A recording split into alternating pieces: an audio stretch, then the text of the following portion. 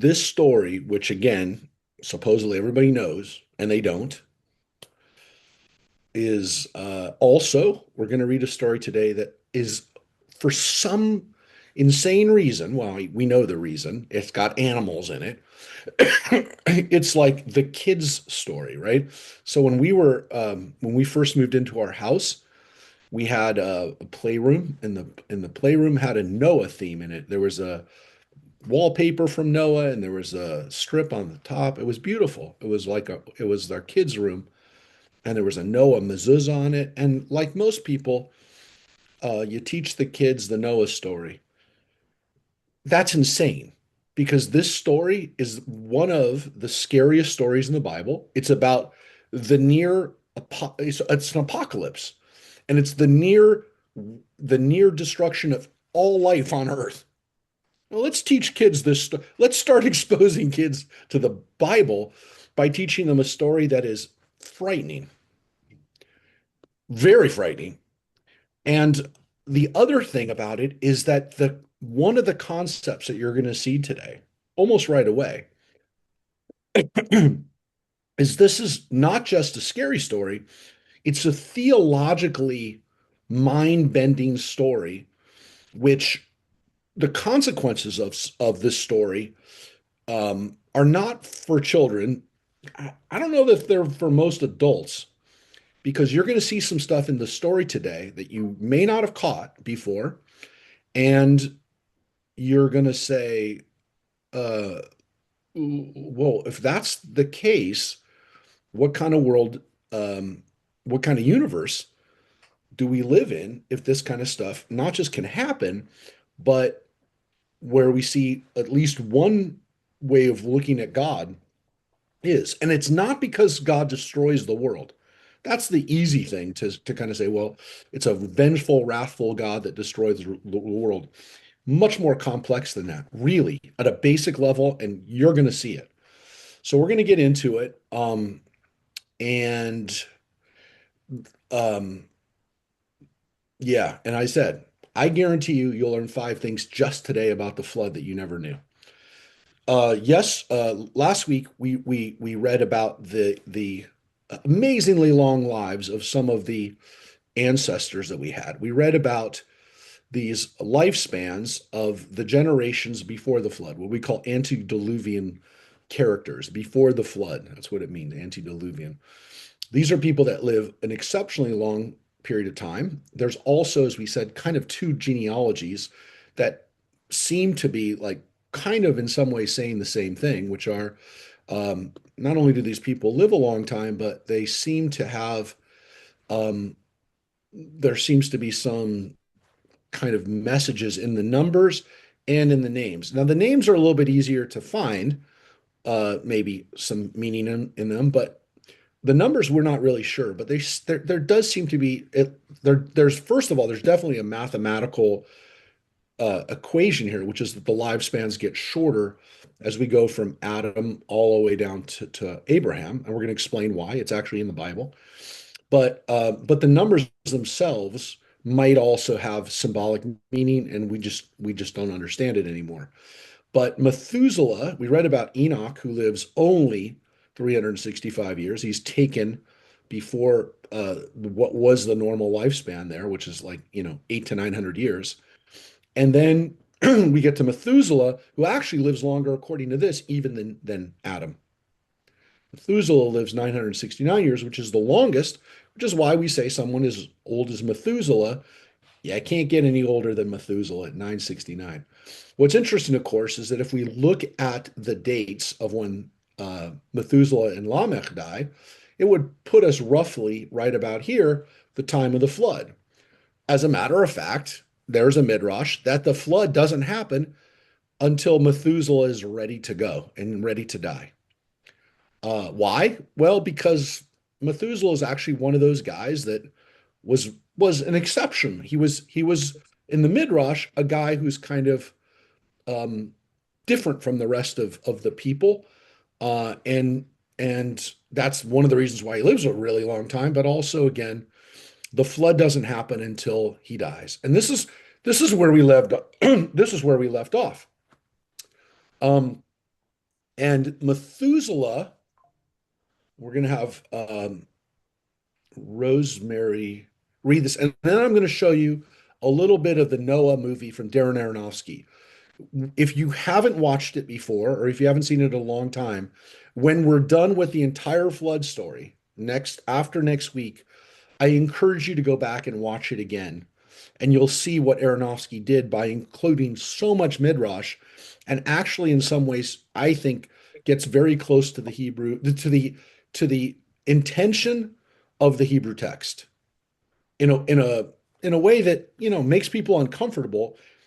But with all due respect, that's what Aronofsky does in all his films, makes people uncomfortable. That's his thing. I mean, he likes people to be uncomfortable. Well, I don't know, he likes it, but he has that's his artistic mission, if you will. So, and he's done an amazing job of it in my mind, of making people feel uncomfortable. Not all his movies are easy to watch. Actually, they're all not easy to watch, but you know, you got to give the guy some props for doing that. Anyways, going to take a look at this story, and let's go back to the text. We're also going to look today, because this is one of those examples. This week and next week, I'm going to show you a little bit of the different authorship. Why? Because the authorship here actually helps us understand the story a little bit better. Probably look at it a little bit today, but more next week, the different authors, and I'll share with you a text that separates them. This is an interesting one too, because the stories are woven together. Sometimes the stories are set right next to each other, like they were in Genesis. Genesis 1, one author; Genesis 2, a different author, and they're completely separate. This story, the stories are woven together. This story and the Joseph story, the Joseph narrative, or especially the beginning of the Joseph story, those are the two most obvious areas where the authorship is at play, and where, when you see it, it helps you understand it, and it gives deeper appreciation for, to some extent, like how does this fit together? So, with that, let's take a look at the beginning of this text. And prepare to have your mind blown quickly. All right. So here's where we're starting right here. Lamech had lived 182 years, and he begot a son. And this is where we finish. But why don't you start with this line, Rosemary?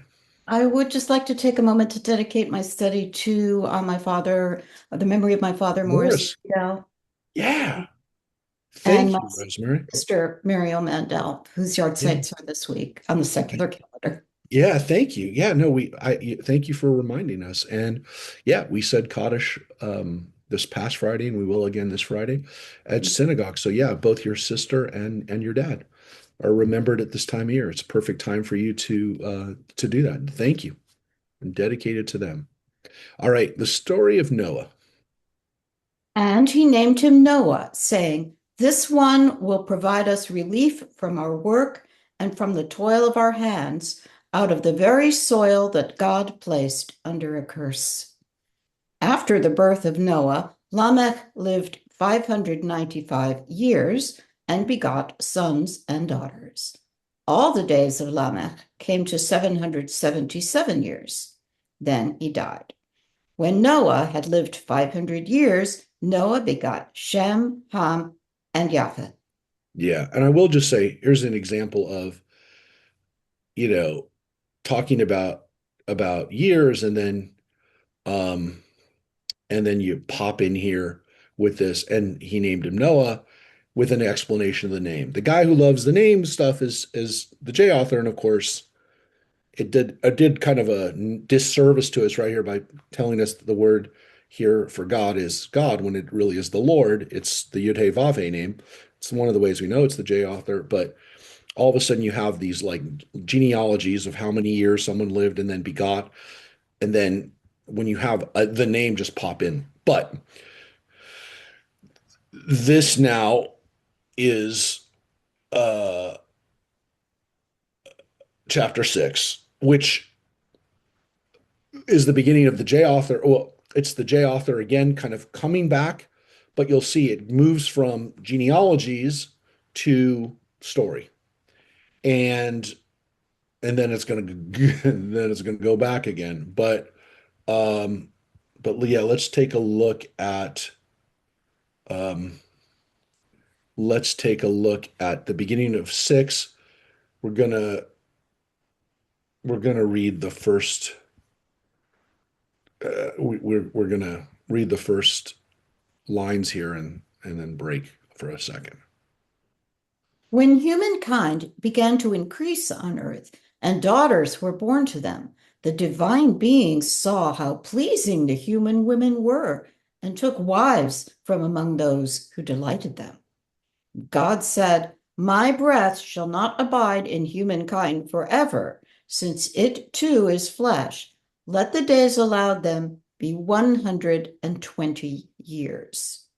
It was then, and later too, that the Nephilim appeared on earth, when divine beings cohabited with the human women who bore them offspring.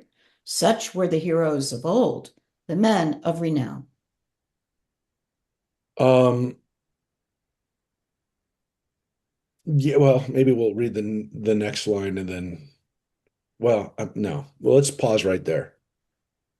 Um, yeah, this is a little mind-blowing. And again, it's much more common to see these kind of stories in this other author, the J author. But yeah, what's going on here? Now, I've talked to the greatest biblical scholars around, and people who that's all they do is read the Bible, literally. And they read it as a text, they try to understand it. They're not they study archaeology, they study sociology, they're looking at it as a text. They're not necessarily, ministers and rabbis and theologians. They're looking at it as a text. And when I ask them what's going on here with these stories, my first inclination, and like my inclination, is to just simply say this is a mythological story about how giants are born into the world, and it's kind of it's kind of a basic story of of incredible humans that live a very long time and are not like us. And most biblical scholars will agree with that. But almost everyone I've ever talked to will tell me we just don't understand exactly what the context is, because there seems to be stuff in here that they understood, meaning the people who lived thousands of years ago understood, and that we don't understand the background story as much as they did, or at all. Now, there's a lot of stuff going on in those four verses.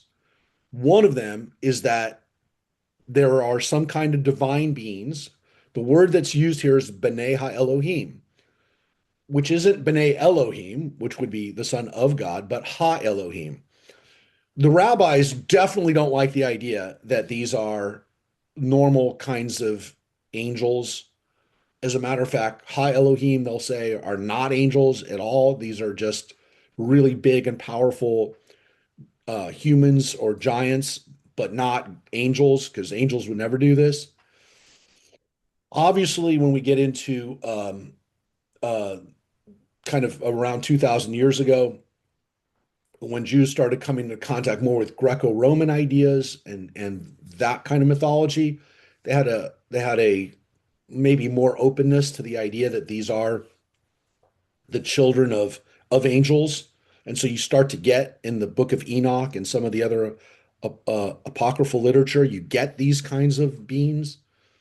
But most people who really kind of like study this and don't want to make rash or religious pronouncements on what happens here will say, look, we just don't understand the context. There's stuff in here that our ancestors were steeped in.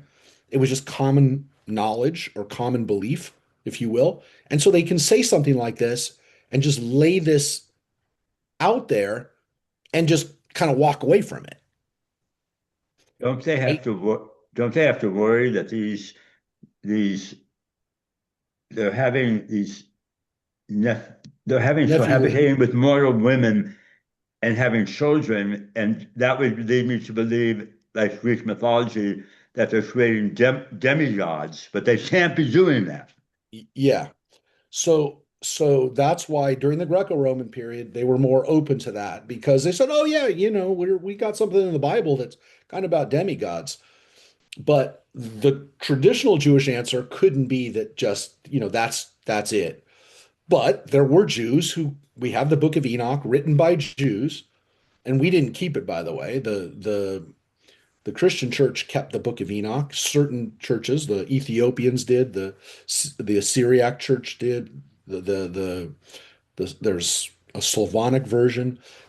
We know that Jews wrote it. We just didn't keep it. But the rabbis knew about these stories, and they were definitely influenced by them. They, in some ways, kind of rejected this idea again that these were angels, but something's going on here. And of course, this is really important for the mythology and kind of the later angelology that you get in things like Milton's Paradise Lost.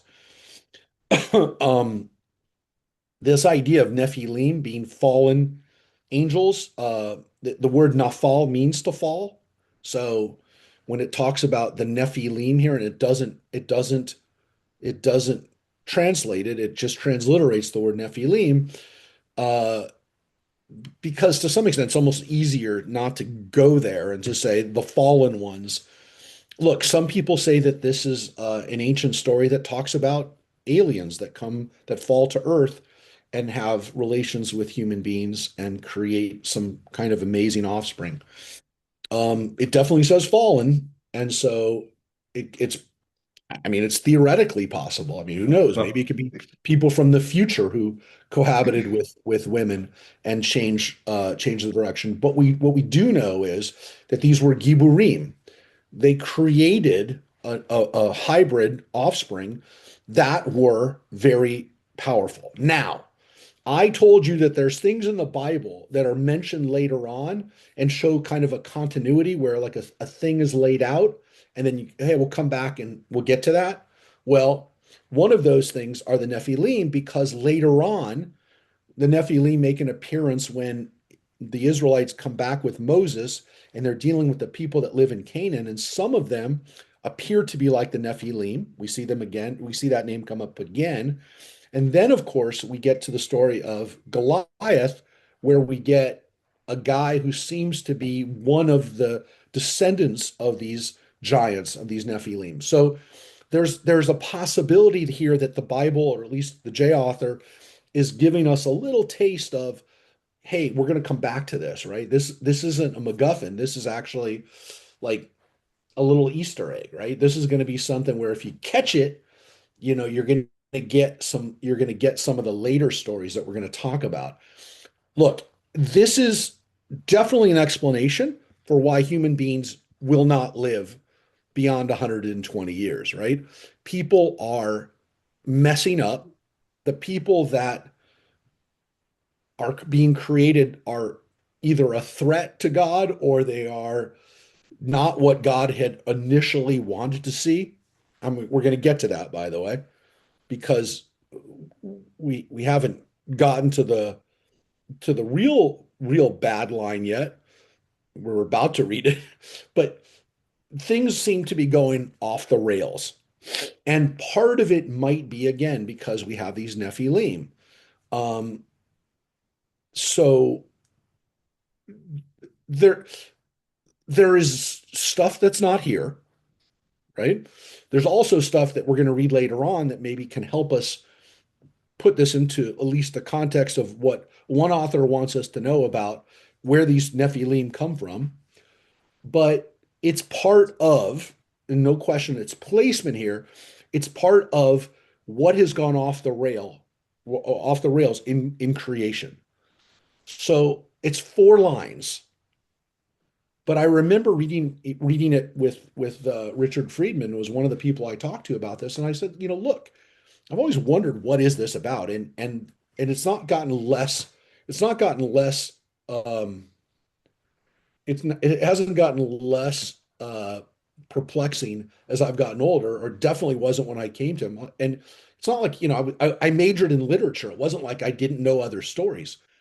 But this story, when you realize it's in the Bible, you start to say, wait, I didn't realize the Bible had such like mythological elements to it.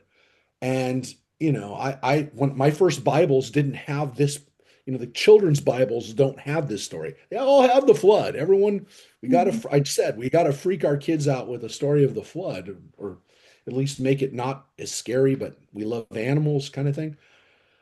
Not this. I mean, how do you teach this to a kid?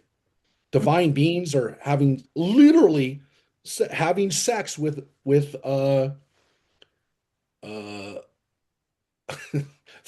Floyd said, I understand the listing of certain names in my ancestry.com results. Rabbi, I haven't. Wait, but yeah, sorry, Phil. Yeah, I'm reading this Nephilim, and I'm thinking when you said aliens, I thought about that. Not jokingly, I'm wondering there have been movies. I mean, yeah, about ancient aliens visiting, like the movie Prometheus, yeah, which came out a few years ago. It sort of reminds me of that. yeah. Well, let's put it this way. Uh, yes, there's no question. There's no question that this was a that was an element of the Prometheus slash aliens mythology that was used. Uh, um, Look, every human culture that we've ever seen has a flood narrative, right? That's something that I know a lot of you do know. And many people say that um, this is because human beings, even before they were literate and even before they wrote histories, they understood that humanity had gone through an enormous real, and we know it. We have the archaeological evidence for it.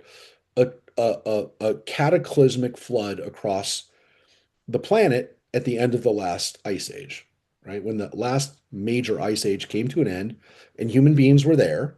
No dinosaurs, no whatever, but it's like the Ice Age movies. When the Ice Age comes to an end and human beings are adapting to that and telling stories for generations, there were entire cities that got washed away where everyone died without warning. And when that kind of thing happened, it had a profound effect on humanity. They had to tell the story. And how they told that story obviously says a lot about their cultures. Lots of cultures also have stories of great beings being around in the past. Partly that's this kind of maybe this hope that human beings maybe are not where they were, but maybe could get back to that. But there's also a lot of stories of what seem to be aliens or something coming to visiting Earth. Uh, and again, does that explain angels? Does that explain gods? Different cultures having gods. Look, I think it's at least theoretically possible, perhaps, that human beings go back in time and to some extent help nudge or create the humanity that we have. I'm not 100% certain that that's what could happen. I mean, it's a possibility.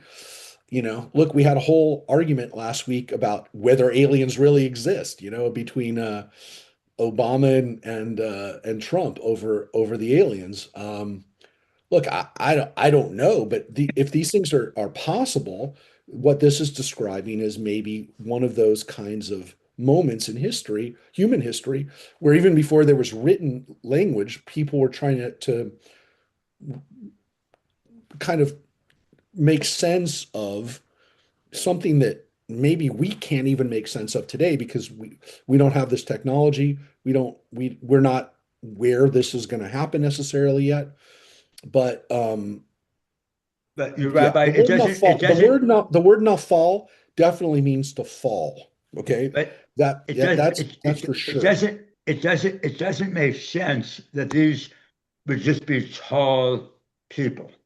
Like, oh, look how tall these people are. That doesn't make sense to me because I don't think Well, people thousands of years ago would be in awe or marveling over someone who was 6 feet or 6'2" or whatever. I mean, well, so what? look. Later on is where it says that they were giants. The book of Joshua, and again later on, obviously the story of David and Goliath. That's where the physical size becomes becomes important.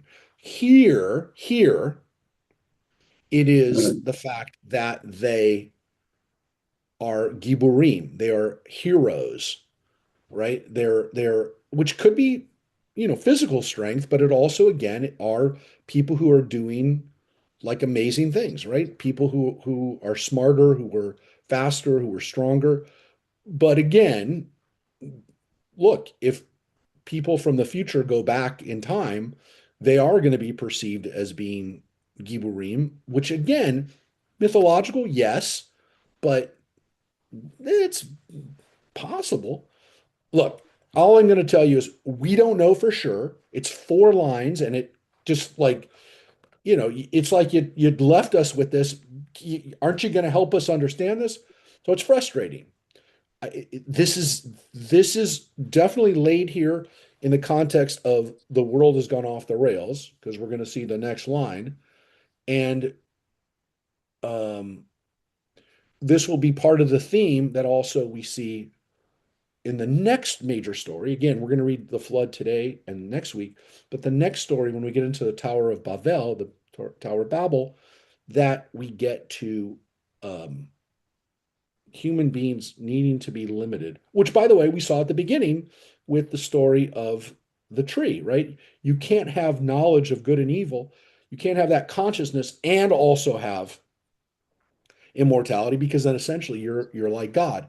That seems to be a little bit here too, right? This seems to be a little bit where God's saying, "Yeah, yeah, I made them already not immortal, but maybe even the length of time that they're living is still too long."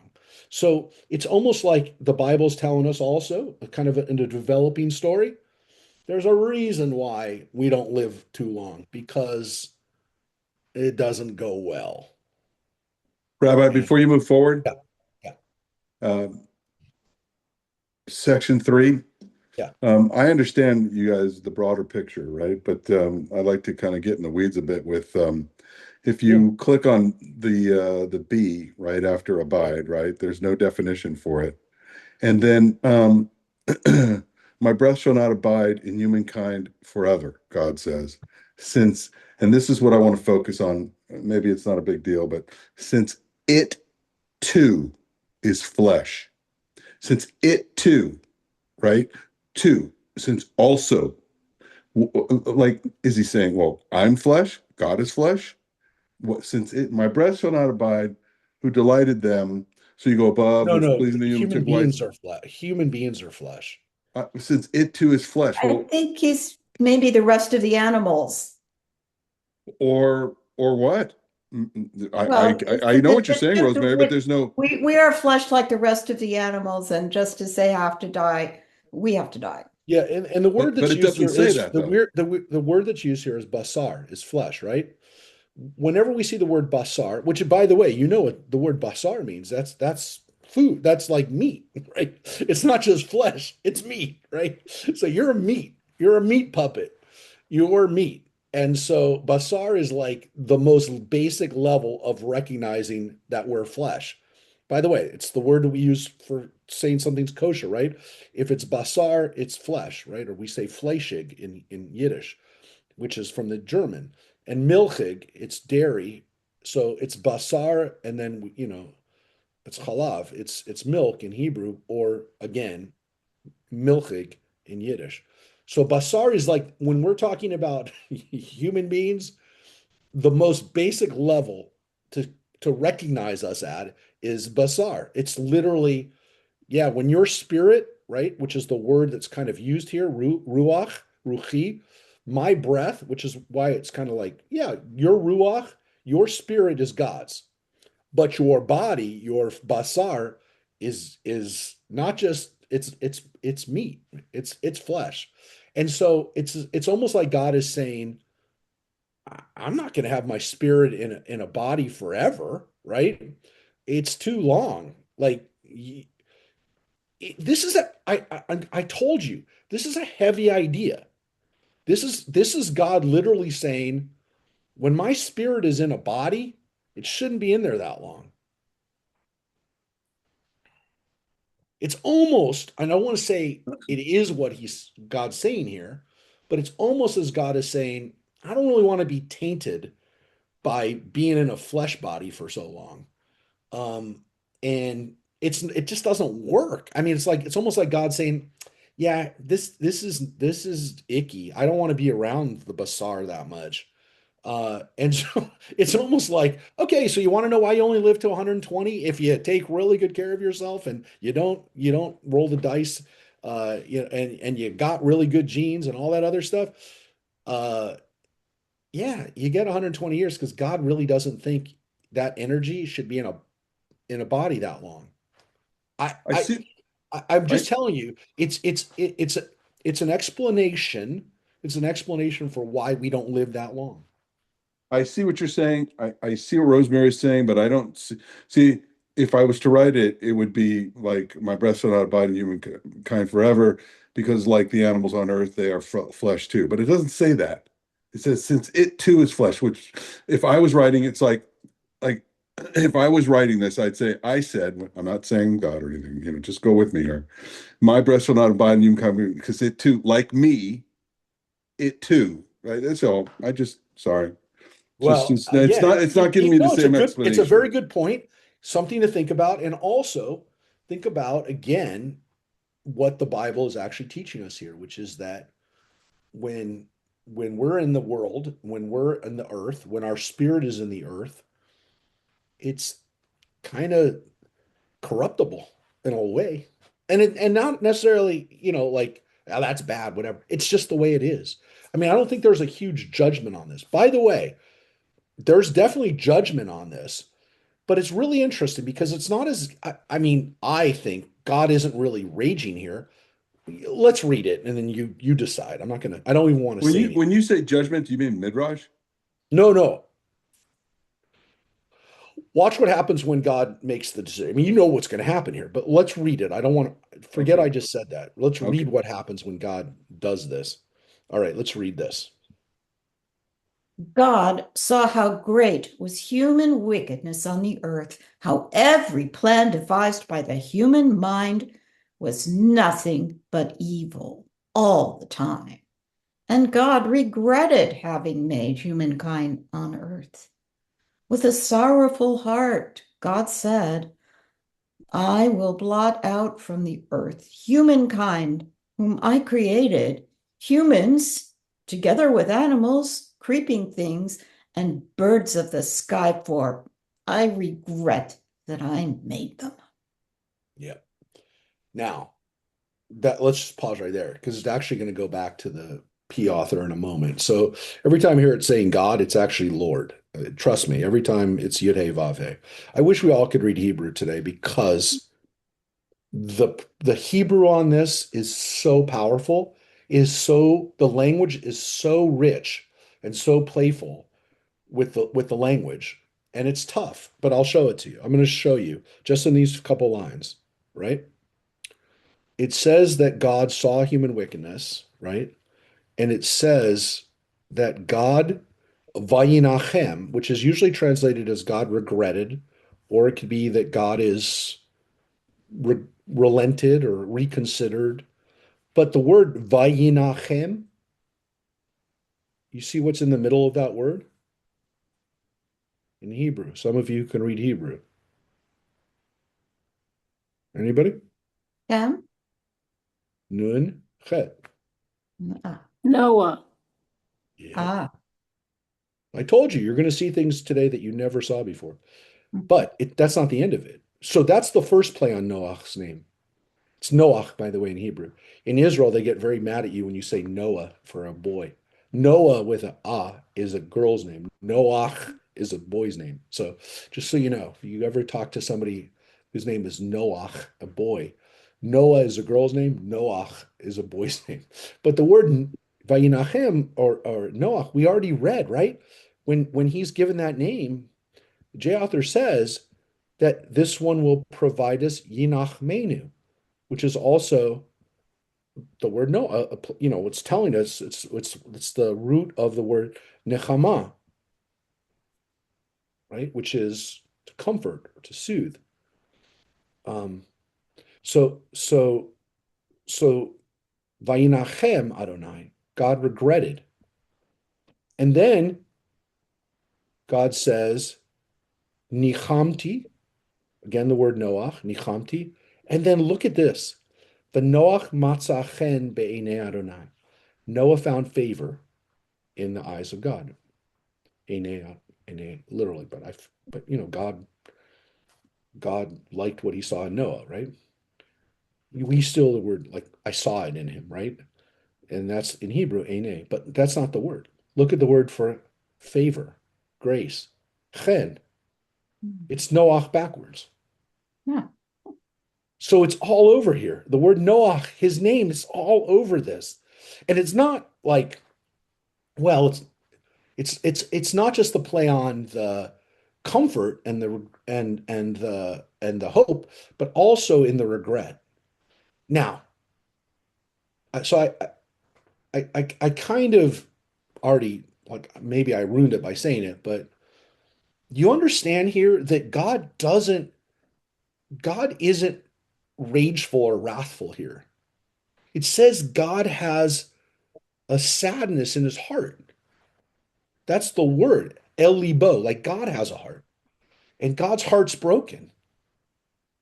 It's not that God is like, I have to destroy everything because these people are horrible. It's like, I screwed up. Like what I thought I could do, I couldn't do. So you understand, this is not a kid's story. Because if we live in a world where God can make a mistake, and again, this is a theological issue that people don't like, both traditional Judaism and evangelical fundamentalist Christianity. If God can make a mistake or regret, and again, all I have to do is ask somebody who's Christian or really whatever religion, open up your Bible and see what it actually says when God destroys the world. God regretted it. God is Yenachem, but also sad. It's not that God's like, okay, I'm going to blow everything up. God's like, I messed up. So I is made a this like mistake. is this like God taking a mulligan? God's God is no, it's worse than that. It's more painful than that. It's God realizing I never should have created golf in the first place. What a horrible game. I am never gonna let anybody play golf again. You know, No, I but guess I God, I guess like my what the I advice know, giver. that's my own feeling I about golf. my That's no, I but it wasn't is. even It's almost like God saying, "Well, I don't know what to do other than I'm not playing over again. We gotta yes, we but gotta start over." but God didn't say God should do this again, right? If he if God decide Well, that's a good question. So why doesn't God just blow everything up and do a new creation, right? So I don't know if that was not like I know you raise a good point, Philip, which is look, if God can do everything, why can't God just start over and do this? So there definitely seems to be this idea. And again, one of the reasons why I think Kabbalistic ideas about what we talked about in our Wednesday night class just a few weeks ago, when we looked at the Kabbalah, how can God create a universe that blows up essentially at the beginning? So remember, in Kabbalistic teachings, especially Lurianic Kabbalah, we have this idea that God contracts and then the initial contraction explodes and blows up and creates where God wanted to create something. God actually, there's like a disorder because the initial creation kind of blows up because God can't, God's with contraction blows up. which again, some people compare to the Big Bang, but the material world is essentially broken. Our job to doing tikkun olam is to put those pieces back together in the way that God wants it. That whole concept, to some extent, exists because of this story, which allows for God to kind of have things that don't go quite right. If Judaism is okay with a God that is, on one hand, all good, but maybe makes mistakes, that God's not perfect. Now, Orthodox Jews are not going to say that like that. But this idea that God doesn't want to completely start over from the beginning, maybe again, starting over from the beginning requires a whole reconstruction of the universe that maybe God's first attempt is I'm going to start over with basic units of what I have, but I got to start over with different kinds of people. Now, Rabbi, where are you seeing that? Where are any of you guys seeing the text that he doesn't plan to start over? It's just that Noah came at the nick of time. no. Philip's question, which is a good one, which is why doesn't God, why rather than making a flood, why doesn't God just make a new creation? If this creation doesn't work, why doesn't God just make a new creation? What Why wash? Look, you look, he can, needs he needs a canvas. And Earth is the okay. canvas. So, so one You could gotta say he washes the canvas off and then starts again, right? Other people could say, "Hey, I painted this canvas. It looks like garbage. I'm blowing it. I'm burning it. I just throw it away. I'll toss that canvas away, and I'll make a new canvas." So yeah, maybe he said, "I can wash this one off. I can rinse this one off, and start again." And by the way, artists did that all the time. We now with X-rays, we can go back and see like, oh, there's another Mona Lisa back there. So you know, they didn't want to start with new canvas. So you can make the argument that God just doesn't want to completely start back. But and that's actually interesting because what we're going to see is is a decreation and then maybe like a micro creation. So yeah, it's very possible. But Philip's question is a good one. Why not just start over and make a new with a new beginning? And it could be again that God's energy, that God put this energy into creating the universe. I just got to fix the people in there. But look, it's a big problem because if we're the pinnacle of creation and we've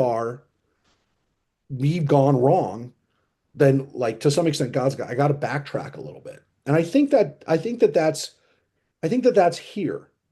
It's at least like laid out that, God, at least the way we told the story. Now again, every culture has a flood story. Every culture. The Greeks have Deucalion. I mean, everyone has these great flood stories.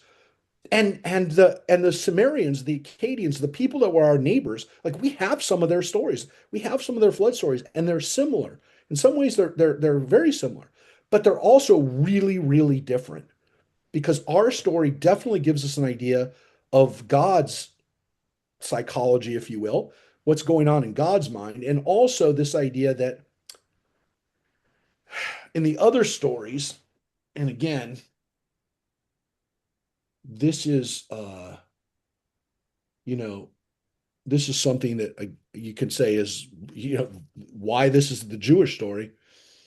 This cannot be a story of God's fighting amongst themselves and one God punishing the other gods by blowing up what they had been working on, so to speak.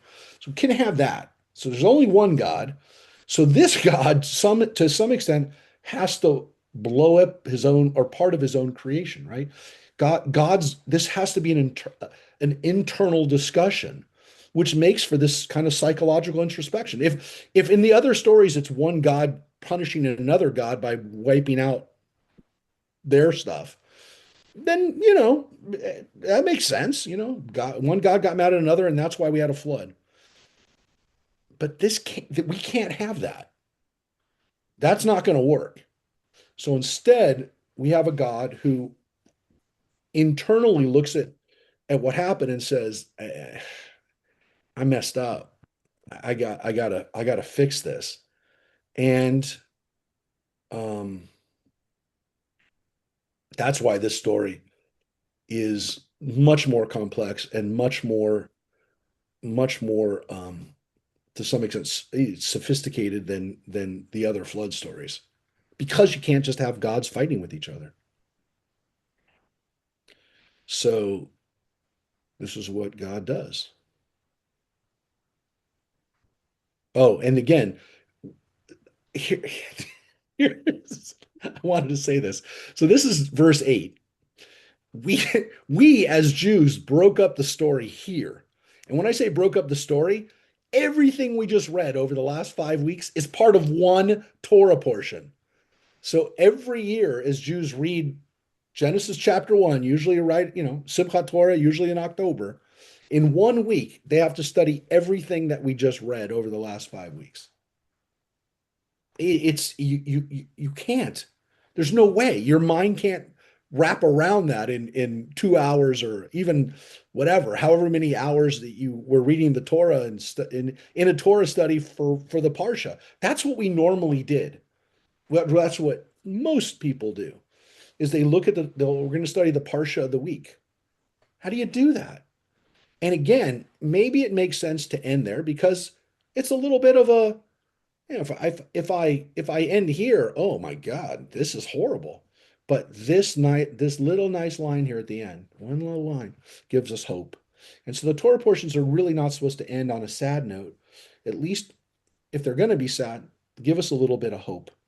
And so that's why we have Noah here. Now, this is actually the end of the J story for a minute because it's going to go back to the P story.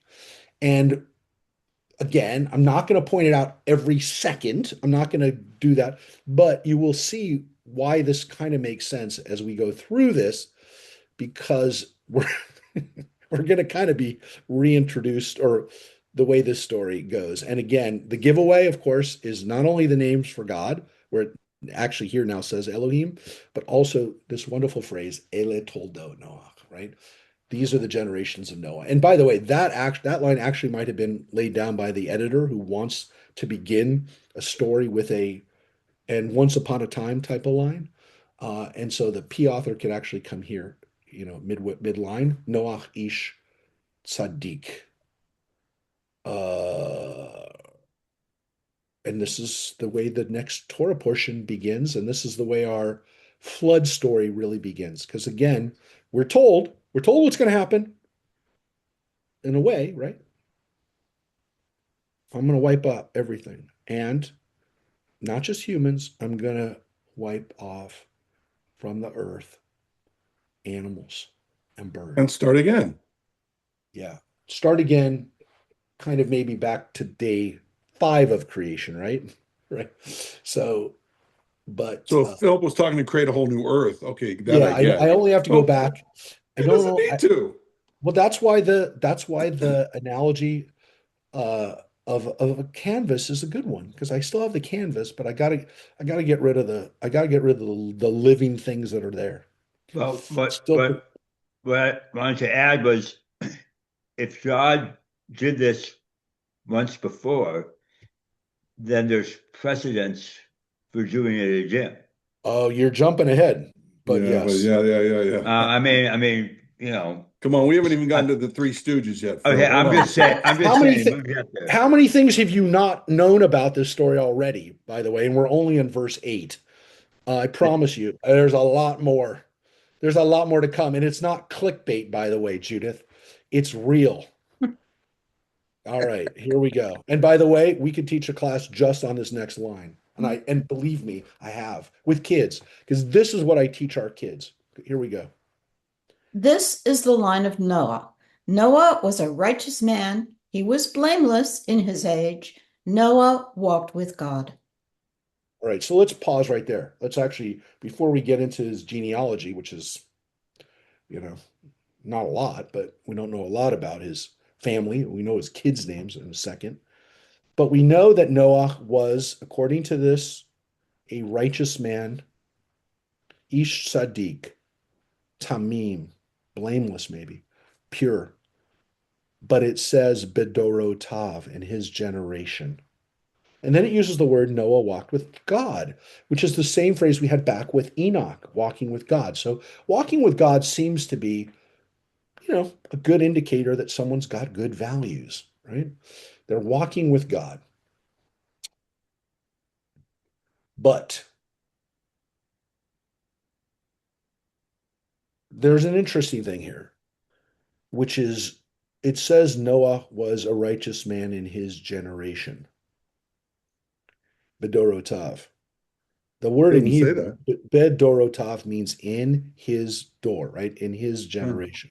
So this is Huh. an example of one Hebrew word, which comes into it's translated into three words, in his generation. So this is a huge discussion in the Talmud over Noah, over what kind of guy Noah was. Now you can understand, like, why does it say in his generation?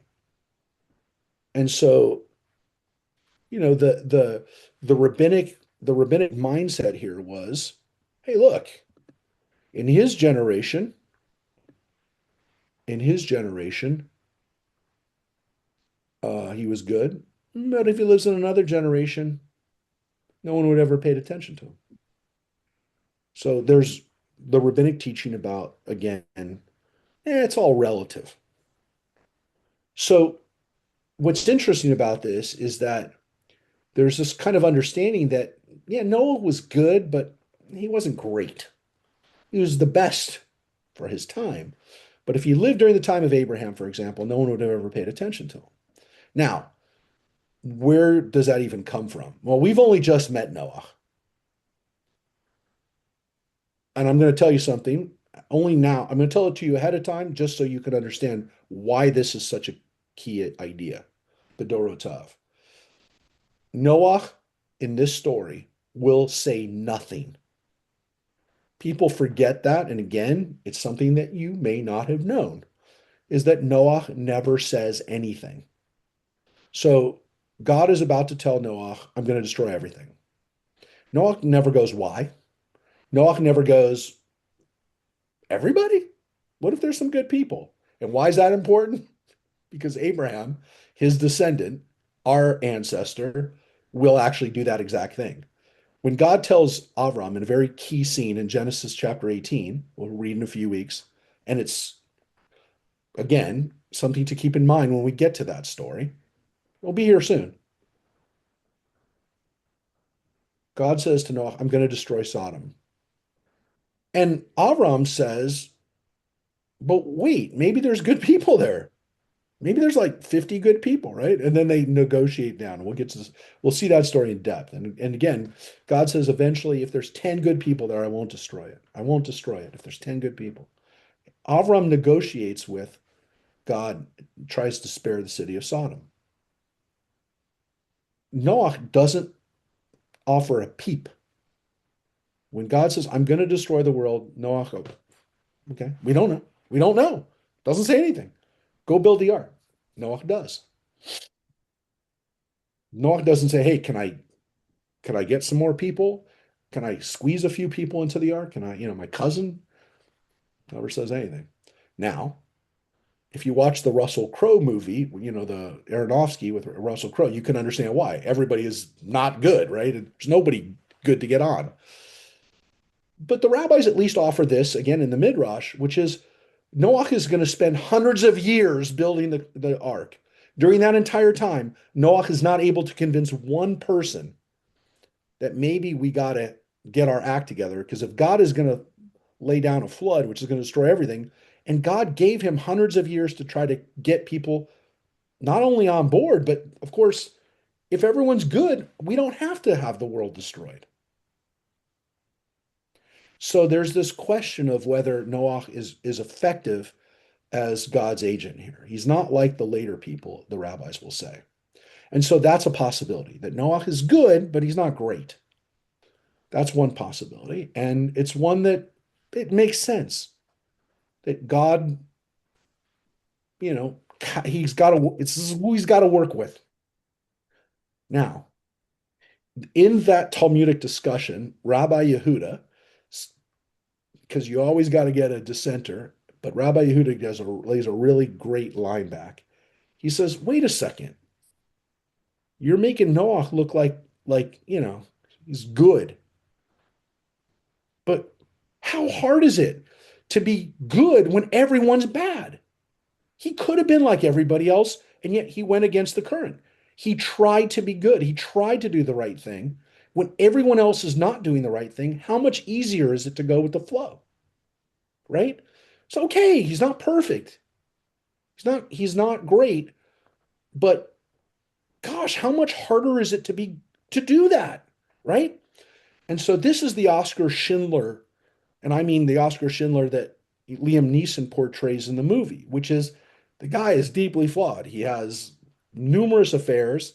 He's corrupt. He tries to make money off the Nazis with Jewish slave labor, but then something happens where he decides he's going to save people. And he was a Nazi. He was a member of the Nazi party. He could have just gone along with the rest of his industrial friends and made money, but he didn't. So again, Oscar Schindler was not a great person, but he risked his life. And how much easier would it have been for him not to do anything? So Rabbi Yehuda says, wait a second. Come on. Noah does something really admirable, which is he goes against the flow. He doesn't do what everybody else does. Could have done the easy thing and just been like everybody else. So there's something really powerful here. And one of the reasons why I spend at least a lesson every year with bar and bat mitzvah kids, teaching them that, is so that they understand that the Bible understands peer pressure. The Bible understands how hard it is to try to do the right thing when everyone else is doing the wrong thing.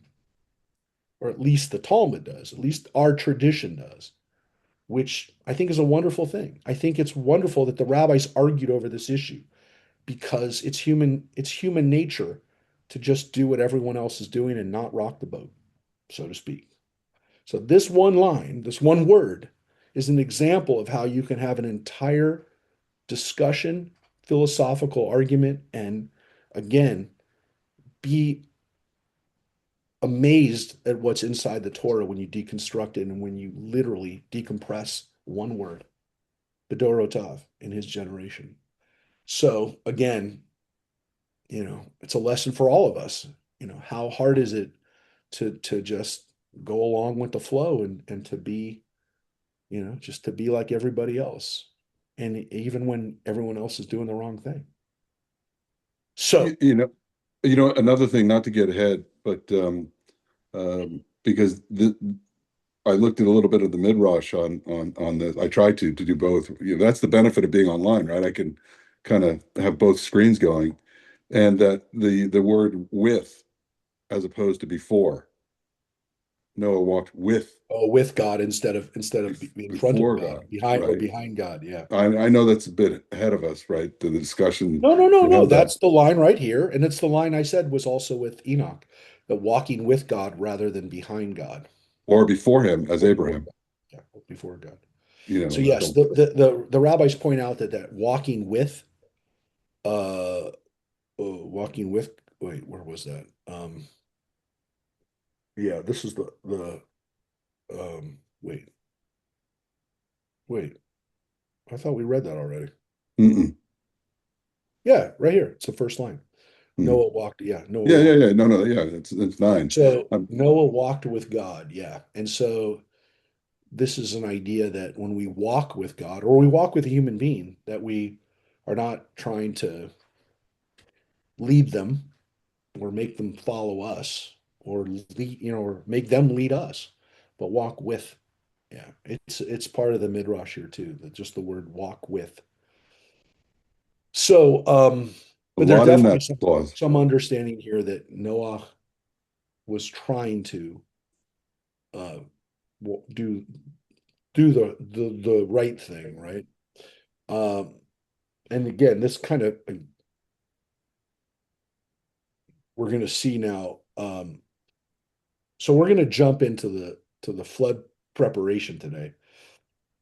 And again, this wonderful attention to detail of construction we attribute to the Priestley author because the Priestley author is the author who also gives us wonderful dimensions about the Mishkan, about the tabernacle, and there are comparisons made in some people's minds to again the tabernacle, or to some extent, anytime somebody likes to give us dimensions, they want you to visualize it. They tend to have a different way of their mind works, right? A little bit more like an engineer or an accountant. I'm not saying the P author was maybe autistic or autistic savant, but yeah, there is a attention to detail here that is not in the J author, and the J author wants to tell a good tale and doesn't want to get hung up on the details. But the wonderful thing is they're brought together. Sometimes you're like, come on, they say different things, but you got to understand when you have something big, it doesn't mean when you tell it from two vantage points, they're contradictory or they didn't happen because they're contradictory. But hey, they probably did happen. It's just a lot of people have a different take on how it happened. This is not a proof that the Torah is telling us a story that didn't happen. No, it's more telling us a story that it's telling us a story that everybody believed happened. All right, so let's read about this guy's family. The earth became corrupt before God. The earth was filled with lawlessness. When God saw how corrupt the earth was, for all flesh had corrupted its ways on earth, God said to Noah, I have decided to put an end to all flesh, for the earth is filled with lawlessness because of them. I am about to destroy them with the earth. So this is all. I don't want to interrupt God because God is saying I'm going to destroy everything. Now, clearly, we already heard this. One could say, okay, but now that God is telling Noah about it, but it's slightly a little different. And in this version, and again, you could say, well, God's telling Noah, but this is a God that kind of just like looks at it and says, yeah, it's it's it's not good. And there is none of the regret in this version. It's God kind of taking care of business, and it's not doesn't have that nuance. But again, the point here is Noah is got a big job in front of him in this version. And I mean, it's a big job. Make yourself an ark of gopher wood. Make it an ark with compartments and cover it inside and out with pitch. This is how you shall make it. The length of the ark shall be 300 cubits, its width 50 cubits, and its height 30 cubits. Make an opening for daylight in the ark and terminate it within a cubit of the top. Put the entrance to the ark in its side. Make it with bottom, second, and third decks. For my part, I am about to bring the flood, waters upon the earth, to destroy all flesh under the sky in which there is breath of life. Everything on earth shall perish. But I will establish my covenant with you, and you shall enter the ark with your sons, your wife, and your sons' wives. And of all that lives, of all flesh, you shall take 2 of each into the ark to keep alive with you. They shall be male and female. From birds of every kind, cattle of every kind of creeping thing on earth, 2 of each shall come to you to stay alive. For your part, take of everything that is eaten and store it away to serve as food for you and for them. Noah did so, just as God commanded him, so he did. Yep. And so Noah never once says, Wait a minute. wait, what? Wait, you're destroying everything? Yeah, there's none of that. Now, um,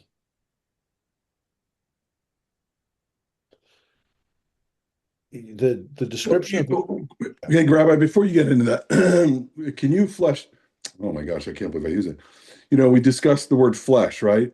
and Yeah. Rosemary brought Yeah. up animals, and we discussed that. So are we saying animals were corrupt too?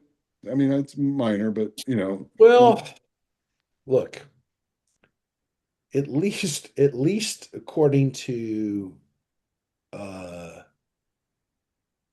at least according to yeah, at least according to the P author. Well, I think it's even in the J author too. Yeah, the whole thing is broken. the whole Now, system, everything. yeah, it's whole systemic corruption and it's all bad.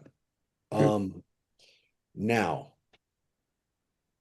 yeah, I mean, look, the rabbis will tell you that when it talks about all the things being bad, and again, we have this issue that, and we have it throughout the Bible, including for all of our friends from the Jonah every year at Yom Kippur, like right, God says, I have to just if I'm going to destroy Nineveh, I'm going to destroy all the animals too.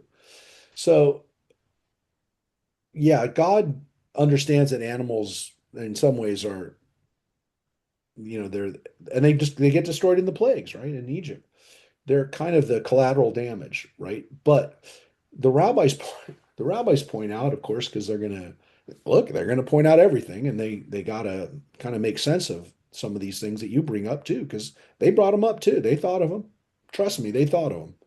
Anytime I've ever thought I had an idea, I went back and it's somebody said it 2,000 years ago. There's very few times I've ever said, wait, I have an insight, and somebody didn't catch it. Uh, Yeah, and I've read the Bible a lot. It's been said 2,000 years ago by somebody in, whatever, in ancient Judea. Um, Now they tell an interesting tale, which is the animals were corrupt because the people were having sex with the animals. And it's not necessarily something I like to dwell on. I'm Ah, not going to dwell on it. okay. But when we get to that, that's what happens. Now, They were corrupted. understand that it doesn't seem fair. But look, I'm a vegetarian, so don't talk to me about fair to animals. But yes, in the laws of what happens in when we have bestiality, the animal that was involved in the bestiality is also killed. The person's killed, by the way, but the animal is killed as well. So, yeah, the Torah does deal with it, and the Talmud deals with it to another level, which is, yeah, those people are killed, and the animals are killed too. So, it doesn't seem fair necessarily. I want to get into consensual situations with an animal, but yeah, they kill the animal.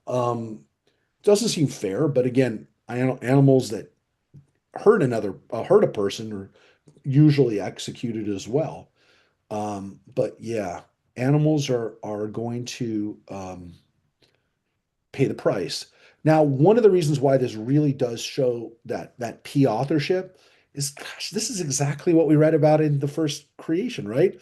Creeping things of every kind, two of every kind. Yeah, lemina, that's the same word. That's the priestly author, loves that word, according to its kind, or however they're going to translate that.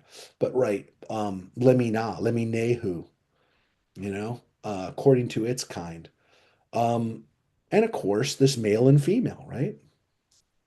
Male and female, they were created. So we this is almost again a mirror of creation one. This is like, oh yeah, the ark is like a mini world, right? We're gonna separate things by levels in the ark, right? We're gonna have separate levels, and the midrash loves, to kind of imagine what's going on these different levels of the ark. But yeah, there's animals coming in for obviously to repopulate the world. But I do want to say this is one of the differences between this author and the J author's version of this, of the animals, of of how they're kept or why they're kept. But again, this is um, this is something we're also going to see in the description of the flood, that reminds us a lot of the creation story that we read. This is the undoing of day two, which I pointed out when we read it. It's the only day where the P author doesn't say God saw it was good, right? And so some people said that's because the P author is going to hit you with this in Genesis chapter 6 and 7. I'm going to get you, I'm going to undo this. I'm going to unzip this creation, separation of the waters. I'm going to undo day two on this at this moment. So that's a possibility. We don't know exactly what gopher wood is, by the way. People have asked before, what's gopher wood? We don't know, which is why it's just transliterated. It's gopher wood. It's not gophers, it's gopher wood. So it's an example of a Hebrew word that, is just not translated. But the pitch, obviously, to um, keep it dry, right? The tar had tar on it. Um, John, as a ship owner, do you want to weigh in on the preparation of this ship before it takes off? They didn't have fiberglass back then, so I don't know. I do. Yeah, this is going to be. Some people point out that the description of this, how this is built, and again, I hope everybody knows that there is a life-size version of the Ark in the United States. Did you know that? You can go visit it. I haven't visited it yet. Did you know this? No. Yes, Oh, but we don't want to go visit it. why? You don't want to visit it? I don't want to No, really visit it. because of who built it. Who built it? Isn't it, what's his name, Mr. Hobby Lobby? No, no, no. I think he might have given some money to it, but he didn't. He didn't build it. It wasn't like a Hobby Lobby construction. No, but Uh, I thought it was his. I thought it I was. think I think he gave some money to it. Oh, It's in okay. Williamstown, Kentucky. It opened in here. I'll show you. Yeah, you can see it. You can. I mean, yeah, I've been to Kentucky a couple times lately. I'd rather drink bourbon. No, it's kind of cool. I mean, look, I mean, somebody spent years. I What think it kind of opened. wood? I think it opened in 2016. What about? How Am I much do they still? charge for tickets? Holy moly! Jiminy crickets. Good for you. Good for you. Uh, Wouldn't it? We did go see the Jesus boat. yeah, Wouldn't it I be know, but the similar Jesus boat, the construction, Jesus right? boat was discovered. I It know, was but I'm somebody. saying as far as what the original was Yes, actually you made can you out can of. you can walk through this. Uh, were dinosaurs on the Ark? Oh, yes, dinosaurs would have been on the Ark. Okay. I don't want to. It's a TARDIS. I don't It's want a to get into this, TARDIS. but here they made it into three decks. See, so you can go walk. You can walk through all the decks. So yeah, it's been around for a few years, and it's out in the middle of nowhere. And um, yeah, there you go. So Kind of wood. leave it to Americans to decide we're going to build. Um, we're going to read a little bit more, only because we're going to take us up right before. Gosh, it's a tough one, but we're going to read a little bit more, um, because again, as we get into chapter 7, uh, we'll go right up to when the flood starts. All right, in the decreation. Gosh, think about this again, folks. Remember this. This is the undoing of creation, right? When you think about it, it's the previous Torah portion, right? We go literally in the way we've read Torah for thousands of years. Week one, we read about creation, and now in week two, it's destruction. Now, again, because when we think about the totality of the five books of Moses, this is only the first this is only the first six chapters, right? So there's a lot that happens here, and definitely a lot to think about. But I will tell you, um, we'll read a little bit more. We'll read a little bit more into the up to the flood. All right. Uh, John, take over and read a little bit. We'll start at chapter 7. Oh, seven. Yeah. Um, oh, by the way, Wait, before we, we finished. Yeah, we yeah, finished we did. chapter 7. Before we go there, God did God did just as God Noah did just as God commanded. So yeah, he did everything he God told him. Yeah. before we do that, you asked me as a ship owner, right? So I had to look at the Midrash, right, to see what they said, and apparently there are hidden lessons in that in the size as well, right? The Yeah. cubics, and it had to be big enough to carry the weight of the world physically and morally, right? And I thought that was it's like you're right. It's like every word, every line. I guess that's all they had to do back then, though, was to debate and Yes, discuss it, yes, but right? remember something too. Everything has to be in the Torah, right? Everything is here, right? And so distilling this for messages is really important. But since this is the primary text of humanity, it's okay. It's okay. What the rabbis did and what people did later on, but what they focus on in some cases are the really weird things, which you'd like, okay, I know you want to teach a lesson on a cubit, on why it's three, but let's I hope when everyone leaves here today and you go off into the rest of your day and have things going through your mind,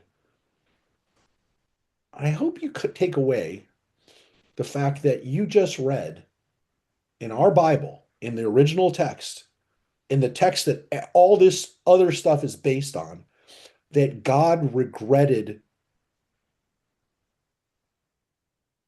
creation to some extent. God regretted what had happened to that point. I just sit with that, for a little bit today. Let But that run through your head for so many reasons, not least of which is, gosh, when you make a mistake, when you made a mistake, it had consequences. God also makes mistakes according to this, and the consequences are huge. And maybe my mistake is not at the same level. And if God can make mistakes and regret things and try to fix things, then I can too. I don't have to sit there and go, well, too bad. I can't do anything about it. Well, it seems as though regretting and trying to fix something is heavenly, it's godly. So again, people focus on the really, really weird things in this. And I'm like, really? That's what you wanted to take away from that? Please, please don't. Maybe it's too hard. Maybe it's too hard. But a lot of people don't even realize that it's there. All right. So The again, the the story is going to sound like it's going back and forth a little bit because it is. Because now this is going back to the J author. Now, the the date interesting thing is the J author, in the J author, it seems as though the ark was just there for God, for Noah. Like God made the ark in a way, because we don't have any description of of the ark. And now again, it could be that that part just got taken out. Um, but yeah, right now we're going back to Adonai, and Adonai basically has people get into this ark. And let's so read. Yeah.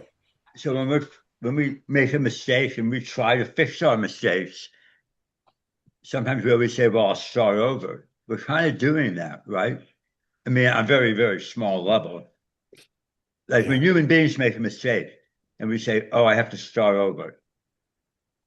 Yeah. It But reminds, what's interesting is we really don't start over from the very beginning. And maybe that's one of the really important lessons today is that we don't start over from the very beginning. We're working off of a canvas where we've had to wash it off a few times, but you can't really start over from the beginning. We can't go back to when we were two, we can go right, but back, a few minutes, or we can try to undo something we did a few months ago, but we're very but rarely going to be able to. And it's all, by the way, there's always going to be some residue left, right? There's never going to be like a clean slate, which by right, the way is part of what Aronofsky does in the Noah movie, which is that Russell Crowe as Noah very powerfully says, hey, we're residue. God, how can you start again and make a good world with us? Because we got the same stuff in us that those other people have, but which is a God, legitimate issue. but God, when He starts over, doesn't start over with a brand new earth. It's not Right. like Right. God wipes everything out and then says, Yep. I'm Yep. But he could have. creating. Well, sure, he could have, but he didn't do that. I That's what I'm understand. saying. I tell you, Rabbi, this is a good thing. This isn't cocktails and Bible study because it's so heavy. Just the fact that you're saying, you can't have any do-overs, right? And for all of us here, I know we all think about it, right? It's like, oh, well, some are better than others. Well, for me, okay, gosh, I wish I could turn back the clock, right? And you can't. So it's a bit heavy. No. Okay, moving on. No No, cocktails this no. And morning. and that's what God does is God works off of what he's got here. And yeah, it's gonna, look, that's one of the things that, I mean, I know people who've kind of remade their lives, and sometimes it means, when people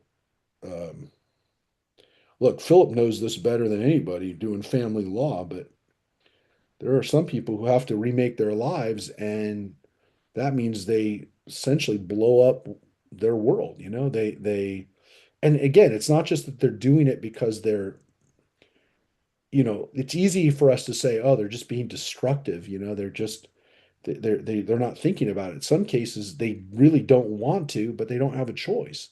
I can't, this world that I've created.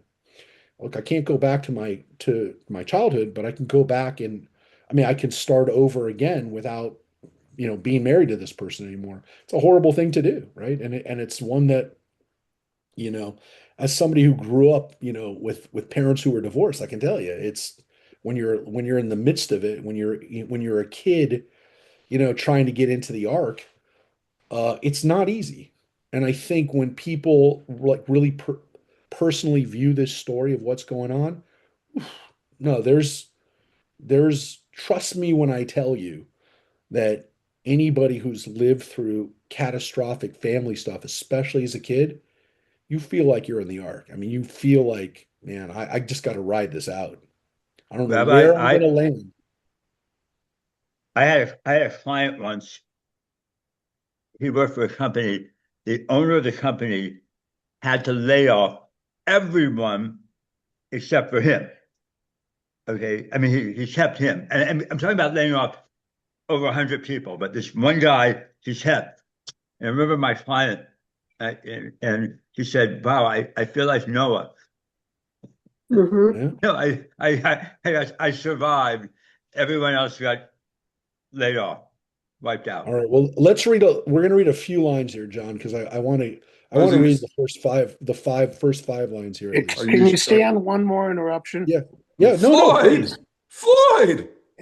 Yeah, yeah, yeah. I was thinking about the Alexander Pope line, to err is human, to forgive divine. And I think Yes. he got it all wrong because it's not just to err is human. Obviously, God made mistakes too. Yes. And to forgive divine, perhaps not. God doesn't seem to have the ability to forgive himself for the mistake that he made. It's an interesting Not convoluted human. twist. God's not Well, it's human. a very heavy line, and I thought about that this morning. It's exactly what you said, Floyd. I think about it that, well, maybe because a woman came up to me at a funeral on Sunday, who's Christian, and started talking to me about, things that she's learning from her minister and whatever. She's just, has a chance to talk to a rabbi. So she said something to me about forgiveness, about how Jews do atonement on Yom Kippur. I said, listen, as Jews, we do atonement every day. And I thought about it and it was really stuck with me. I was like, we talk about it at high holidays and then we like go back out and we don't think about it. So the reason we do it on high holidays with everybody is to remind us how important it is to do every day. Just we come together on one day to do it all together. But the reality is we're supposed to do it every day. And that's, I mean, the liturgy on Yom Kippur says every day we do this. Every day is a day to ask for forgiveness every day. And I said, and the weird thing is that like most of the forgiveness and most of the stuff, like, we go through the act of asking our families for forgiveness. I always did that even when I was a little kid. We would I'd ask my sister or whoever, I'd say, we had to, right? We like, you have to do it today. But like we're supposed to do it every day. But I said, look, the biggest issue is forgiving ourselves. I mean, really the person we never forgive, or most the least likely to forgive, is ourselves. And that's the thing that we have to do, be reminded of all the time, is to be able to forgive ourselves. So yeah, you're 100% right. And I was thinking about it again this morning, that's the that's the one that's the hardest, and that's the one that we have to like work on, because it's forgiving ourselves. And we see God's pain, because like God has to forgive himself, because who else is going to forgive? I mean, I are we going to forgive God? Or I guess that's the pain that you kind of walk away with this, is to essentially. And again, it's not a vengeful God. It's not a God that like rages and says, I gotta destroy. It's God going, I don't know what to do. And so I'm going to try to fix this, but it's it so yeah, it's a very sophisticated idea, and one that, again, I like. You think about little kids learning this story with the animals. I'm like, please, it's gonna. So let's read a little bit. Thank you. You So sure you want to go at 10:30? You want to yeah, go a yeah, little bit? I Okay. do, because I just want you to see. I want you to see the end of verse 5. Okay. Okay. Then God said to Noah, go into the ark with all your household, for you alone have I found righteous before me in this generation. Of every pure animal you shall take 7 pairs, male and female mates, and of every animal that is not pure, 2 male and female mates. Of the birds of the sky also, 7 pairs, male and female, to keep seed alive upon all of earth. Yeah, so this is a different direction. And some people point out this is a very obvious difference in J, where it's not just one of each. For the pure animals, animals that can be used for sacrifices, we bring in 7 pairs. So like cows, chickens, those kind of animals that would be, not just kosher, but used for tahor, for worship. This is But important this because makes sense, right? Because they're predators. yes, but it also means that at the end of the story, when we have them get off, one of the first things Noah does is he makes a sacrifice, right? And so what's interesting here is that this is a different version. Okay, fine. Like, the traditional answer was, okay, and now Noah gets another direction just before he gets on to take the 7 pairs. But it really is, it's a different direction, and it's not even the same. It's not, it's so different that but again, like Gail just said, we're gonna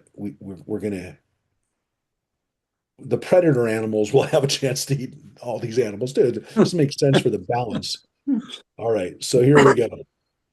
For in 7 days' time I will make it rain upon the earth, 40 days and 40 nights, and I will blot out from the earth all existence that I created. And Noah did just as God commanded him. Now, what's interesting is the same line essentially is in both authors. Vayas Noah kol tziva otem Adonai ken asa. Now it's a little different. Vayas Noah kol asher tzivehu Adonai. It's a little different.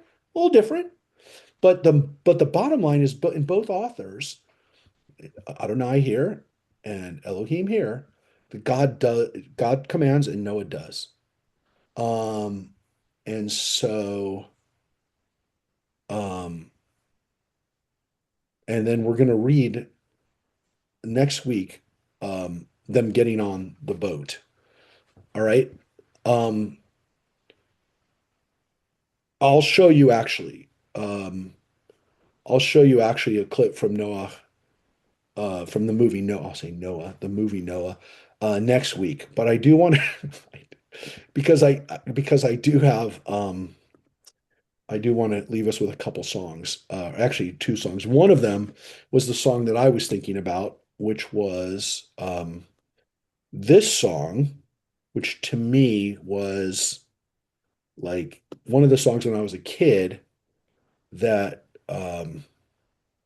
that got into wait, wait 1 second. Oh no, my kids are on Spotify. Um, that never happened. No, it could happen, but they're not. Hey, get off Spotify. I play a song. My kids are listening to Mumford and Sons. The new Mumford album is off. Is now out, by the way. So no, let me get let me get this up for us to have sound. And you know what? I'm gonna do let me just see if I can do it. If I can do it, I'll do it. If not, um, if I can't, no, I shall not. One second. This was the song that I had planned for us. Um, it was this song.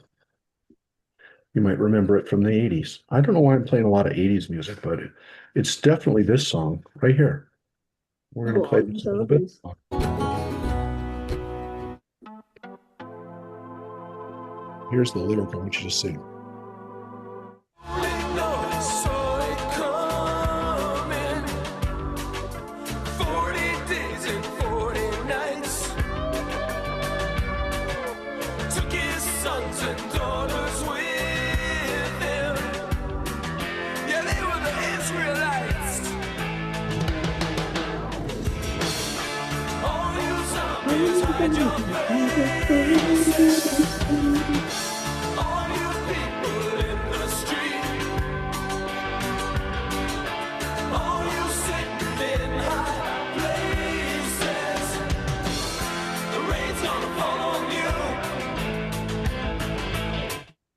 So that was the Hooters, they were called back in the 80s. They sang the song called All You Zombies.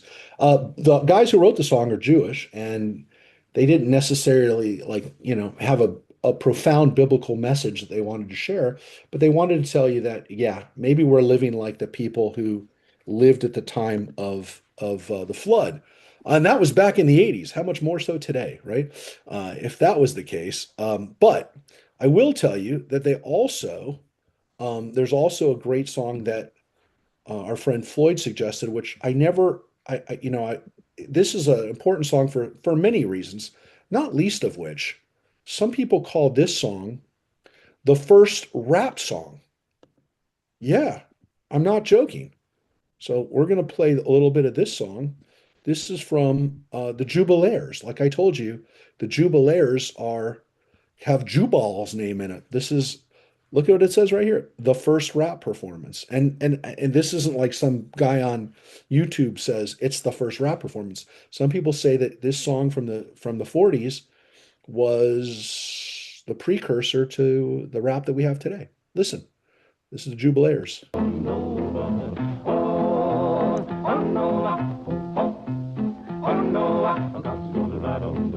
Brother Noah, my God's talking, said he would ride on the wind and tide.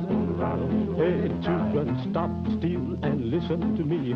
God walked down to the brandy sea. He declared that the evil was sent from man, and then he decided to destroy the land. He spoke to Noah. Noah stopped. He said, Noah, I want you to build me an ark. I want you to build it 3 cubits long. I want you to build it big and strong. I want it 50 high and 50 wide, so it will stand the wind and tide. It's oh Noah, oh Noah. So it's interesting Wow. again. I'd never It's seen interesting. that. Yeah. It's interesting again that uh, it's it is it is interesting how it obviously changed music, but also the fact that um, yeah, that Noah, the story inspires because people knew the story and learned it as kids, even whatever your background was, whether you were a Southern Baptist or whether you were an Orthodox Jew, that you learn that story and it stays with you. But again, that it gave rise to um, the kinds of musical styles that we have today. But the basis for it, those kinds of stories were a big part of obviously African American music, gospel music. And the story of the flood is, as we get to the actual flood part, that's only part of the story. So I guarantee you learn 5 things this week. You'll learn 5 things next week when we read the actual flood. Um, and again, some of the five things are interesting, maybe details between the two authors. The fact that some people forget there's seven, animals, seven pairs of animals. Of some of the stuff is like little details, but obviously there's some much bigger issues, including again, how do we make sense of a world, of a universe where God may have regretted the way some of this stuff happens, which again, when we see things in our world and we deal with things in our world that don't seem fair, that don't seem to make sense, that don't seem to follow a divine plan or a plan of a God that's good or who cares or who's compassionate, just understand that, yeah, that might be part of the what's baked into the whole thing, which is there's stuff here that God regrets. And who knows, again, when we see bad things happen in this world, doesn't seem to be, again, the way God would have wanted it, says so. Says so in the Bible. All right, folks. Pretty heavy stuff today, but again, hopefully make us think and think a little better and maybe do a little bit better. So next week we'll read chapters 7 and 8, and again we'll get into the actual flood. And I will tell you next week, one of the things you're going to learn, or one of the things you maybe forgot, or maybe one of the things again that no one ever pointed out to you, the thing about the birds, not what you might have been told, or maybe again you don't remember the story, but just remember these birds. And I looked all around for people who talked about this. They don't talk about it enough. That poor raven is getting a bad rap. I don't just blame Edgar Allan Poe. I blame all the other people. And actually, he's not so bad in Edgar Allan Poe either. He just does he's part of the story. He's part of the tale. Anyways, he's a necessary character in that, obviously, in many ways. But the Raven is not the bad guy. Just know that. Next time you see a raven or a crow out there, you're scared of the raven. You don't have to be. You mean You know, you mean a murder of them, right? yeah, the murder. Poor ravens. Ravens. All right, everybody, take care. Tomorrow Nevermore, night, nevermore. tomorrow, Bye, Thank tomorrow you, night, everybody. Rabbi. tomorrow See you night is later, Wednesday everybody. night is history. Is the history we go Thank back you. to the history of our people, the history of the Jews, part one. All right, this is part 5. All right, take care, everybody. Bye, everybody. You too. Thank you. Bye bye.